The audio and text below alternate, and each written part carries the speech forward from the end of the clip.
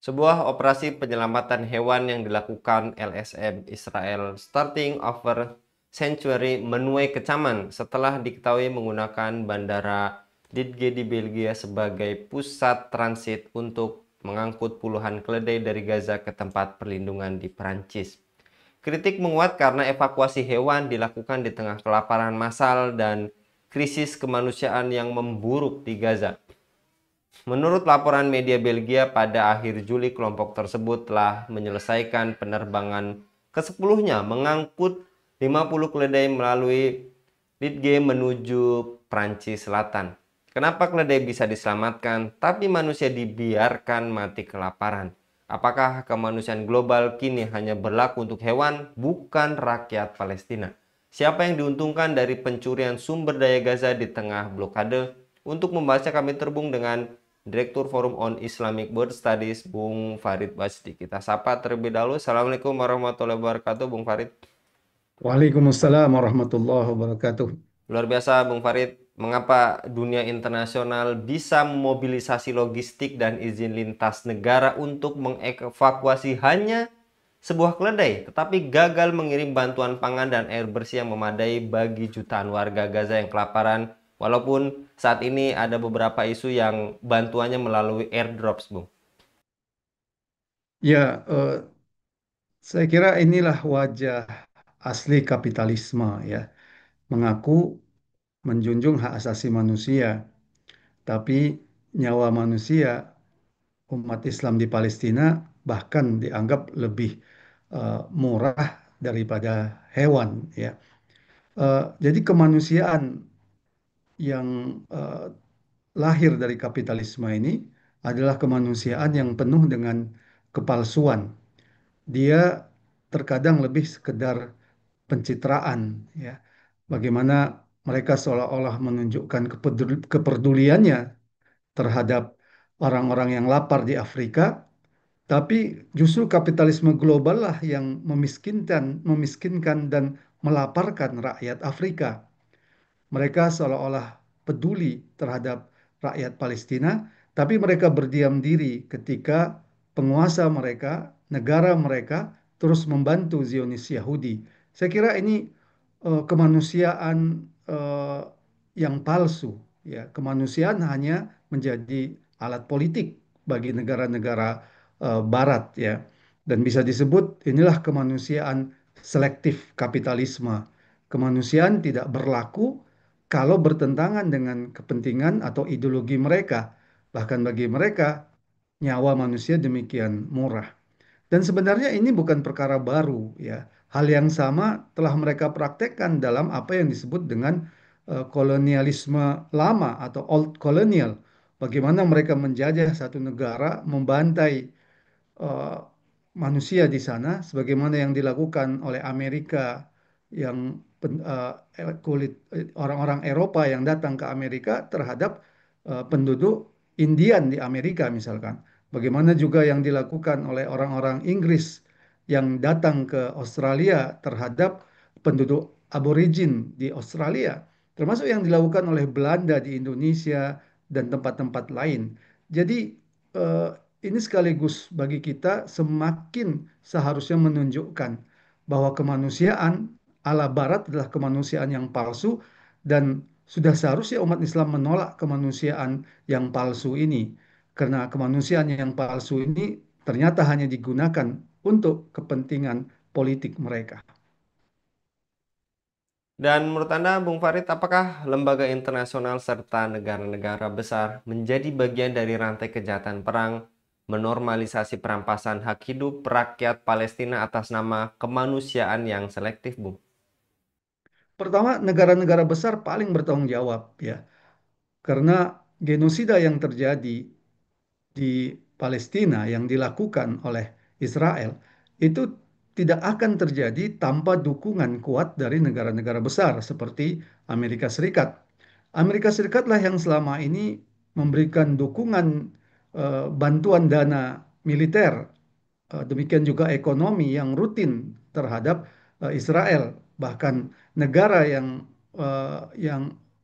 dibantu oleh Amerika dengan jumlah bantuan yang terbesar adalah entitas penjajah Yahudi ini. Demikian juga halnya dengan PBB. PBB sejatinya adalah alat politik dari negara-negara Barat, ya. PBB digunakan untuk kepentingan mereka. Kalau PBB, dalam hal ini keputusan PBB, merugikan kepentingan negara-negara Barat, mereka dengan mudah memvetonya. Eh, Karena itu, kegagalan PBB atau kemandulan PBB untuk menyelesaikan masalah genosida itu adalah kejahatan yang luar biasa. Dan artinya apa? PBB bertanggung jawab penuh, ya, dalam pembantaian genosida ini karena ketidakmampuannya. Karena memang sejak awal PBB adalah organ kolonial internasional atau organ kolonial global yang digunakan oleh negara-negara Barat sekedar untuk kepentingan penjajahan mereka. Lantas, menurut Anda, Bung Farid, siapa yang diuntungkan dari pencurian sumber daya Gaza di tengah blokade dan kelaparan yang begitu ekstrim di sana, Bung? Ya, saya kira ini sebatas pencitraan yang tersisa dan tidak akan bisa, ya, menutupi kejahatan-kejahatan mereka. Mereka seolah-olah peduli terhadap hewan, termasuk misalkan bagaimana ketika ada ikan paus yang terdampar, mereka seolah-olah peduli, tapi lebih dari 60.000 nyawa kaum muslimin terbunuh sejak eh, Oktober 2023, mereka tidak peduli. Ada lebih 200 orang yang meninggal dunia karena kelaparan, mereka tidak peduli, ya. Karena itu sudah seharusnya umat Islam menolak, ya, instrumen-instrumen kolonial ini, baik itu PBB ataupun instrumen-instrumen kemanusiaan yang sesungguhnya di belakangnya adalah Barat, ya. Maka yang dibutuhkan oleh umat Islam adalah perlindungan yang sejati, dan perlindungan yang sejati itu hanya bisa kita miliki kalau kita bertumpu pada kekuatan kita sendiri, yaitu persatuan dunia Islam. Disinilah pentingnya umat Islam memiliki kesatuan politik global.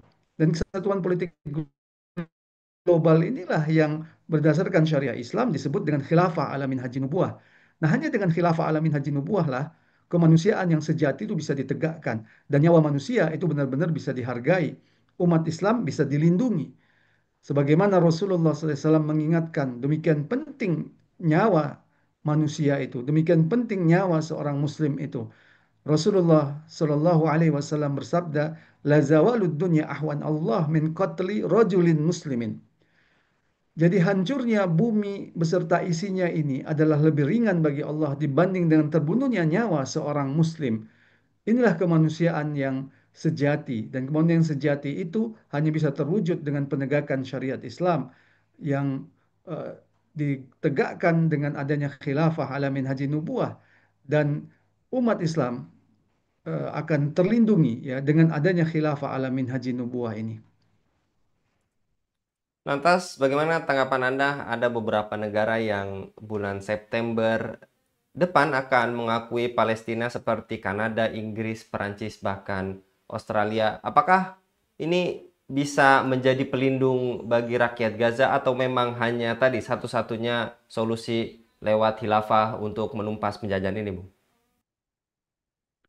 Ya, kalau kita lihat isu-isu kemerdekaan Palestina, isu dua negara, ini adalah isu-isu yang kerap kali muncul ketika genosida atau pembantaian dan pembunuhan di Gaza tidak bisa lagi mereka tutupi. Maka isu ini mereka angkat. Dan nanti juga akan berakhir tanpa perkara yang jelas. Karena apa? Karena isu Palestina merdeka, isu dua negara, itu tidak akan memberikan penyelesaian sama sekali terhadap persoalan Palestina ini. Karena akar sejatinya persoalan Palestina adalah penjajahan yang dilakukan oleh entitas Yahudi ini. Maka pengakuan Palestina, solusi dua negara yang tetap mempertahankan eksistensi penjajah Yahudi tidak akan menyelesaikan masalah. Karena persoalannya adalah keberadaan entitas penjajah Yahudi itu sendiri. Karena itu, solusi dua negara ini adalah solusi atau jebakan politik yang harus ditolak oleh umat Islam. Karena solusi dua negara ini adalah nyata-nyata justru akan mengokohkan keberadaan entitas penjajah Yahudi. Karena mereka akan diakui sebagai seolah-olah sebagai sebuah negara yang sah. Padahal mereka adalah penjajah dan mereka merampas tanah kaum muslimin. Maka umat Islam sejatinya harus bergerak berdasarkan kekuatan mereka. Disinilah kewajiban yang diperintahkan oleh Allah Subhanahu wa taala kepada para panglima perang di negeri-negeri Islam untuk menggerakkan tentara mereka. Karena penjajahan hanya bisa dilawan dengan jihad fisabilillah. Sebagaimana Allah Subhanahu wa taala berfirman, "Wa qatilu fi sabilillahi allazina yuqatilunakum." Perangilah di jalan Allah orang-orang yang memerangi kalian. Demikian. Baik, jazakallah Bung Farid untuk paparnya dan semangat pada kabar petang kali ini menjadi pemicu bagi kita bersama untuk menyerukan jihad fisabilillah dan bersatunya umat Islam dalam naungan Khilafah Alamin Haji Nubuah. Jazakallah sekali lagi Bung Farid untuk paparannya pada kabar petang kali ini. Demikian pemirsa Khilafah News, dukung dengan subscribe, share, dan like. Semoga menjadi kebaikan bagi kita semua di dunia dan di akhirat. Saya Anggi Suara diundur diri. Assalamualaikum warahmatullahi wabarakatuh.